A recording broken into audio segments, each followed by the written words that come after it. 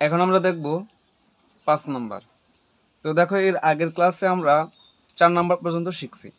তো দেখো এখানে বলা হয়েছে নিচের কোন সংখ্যাটি ক্ষুদ্রতম, এটা 30তম বিসিএসে আসছে। তো আমরা এটা কিভাবে সমাধান করতে পারি, এর আগের নিয়মে আমরা করতে পারি।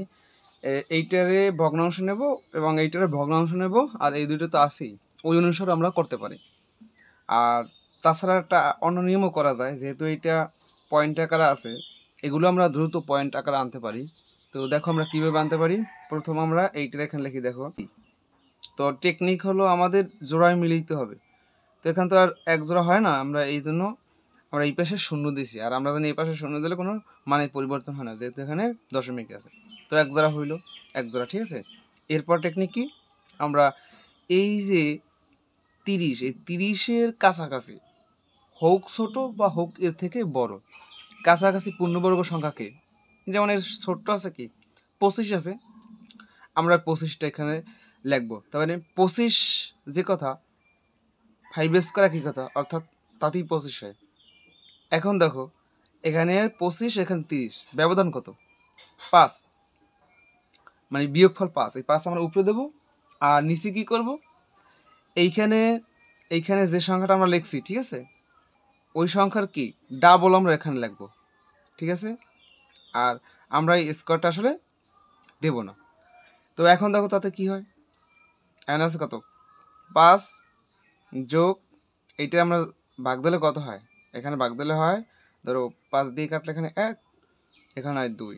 তো 1-এর 2 দিয়ে ভাগ দিলে হয় 0.5।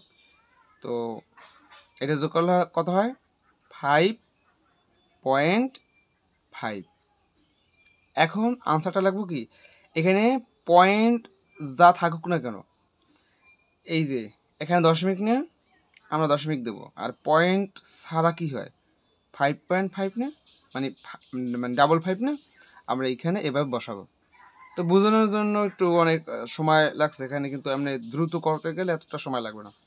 তো আমরা এইটার সমান আমরা এইটা পাইলাম। তো আমাদের লাগবে কিন্তু ক্ষুদ্রতম। তাহলে দেখো এইটা আর এইটার সাথে এইটার মান তুলনা দিলে কে বড়, এইটা বড় না ছোট্ট এইটা, তাহলে এইটা আমাদের বাদ। এইবার দেখো এখানে আছে কত, এটা আমরা পয়েন্টে নিই। দেখো 3 দিয়ে তো 1 যায় না, তারপর একটা কাজ করো, আমরা এখানে 1 সমান কত 100 পয়সায় 1 টাকা না, তার পয়েন্ট টাকা নিই।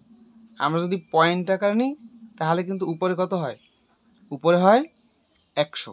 তুমি মনে মনে 100 ধরো, মনে মনে 100 ধরো, তুমি ফলে আগে পয়েন্ট দিয়ে নাও। তো 100-এর পরিবর্তে আমরা, মানে 1-এর পরিবর্তে আমরা 100 ধরি, তাহলে নিচে আছে 3।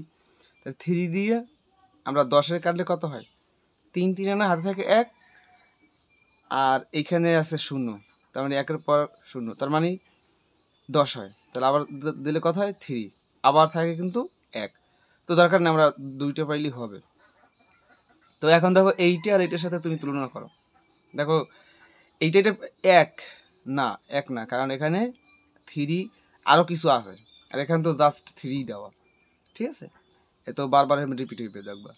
তো এইটা ছোট, এইটা আসলে বড়, এটা আমরা কেটে দিলাম, বাকি থাকে এইটা। তাহলে এই যে 2, আমরা 2 সমান ধরতে পারি 200, ঠিক আছে। এই জন্য আমাদের পয়েন্ট টাকা, মানে ফলে পয়েন্ট আগে দিতে হবে। তাহলে এখন দেখো 5 20 কত 100, তাহলে 40 হয়, ঠিক আছে। বা এই দেখো 4 5 20, কত 4 হয়, 4 5 20, আর এখানে আছে 0, 0-এর ভিতরে তো আর 5 যায় না, 0টা এখানে দিয়ে দিলাম, এই যে। তাহলে দেখো এখানে আসলে এটাও হইলেও বড়, তা ছোটকে এইটা, উত্তর আমাদের এইটা।